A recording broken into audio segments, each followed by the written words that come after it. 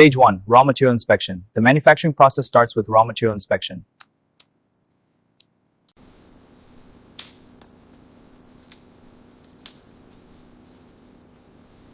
Now the driver board is connected to the LED panel. This board controls picture hue signals and brightness levels.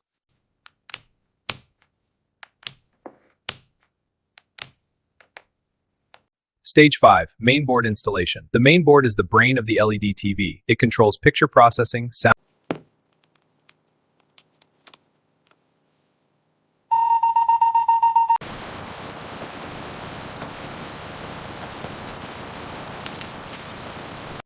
Apps and firmware are loading. Wi-Fi is connecting. Boot time is under 10 seconds. Response times are optimal. All systems are passing. Good.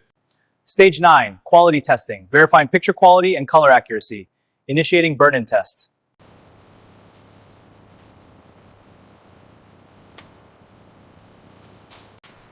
TV secured in foam. Adding accessories now. Sealing the carton. Ready for shipment. Finally, the packed LED TVs are sent to warehouses and retail stores. The product is now ready for customers.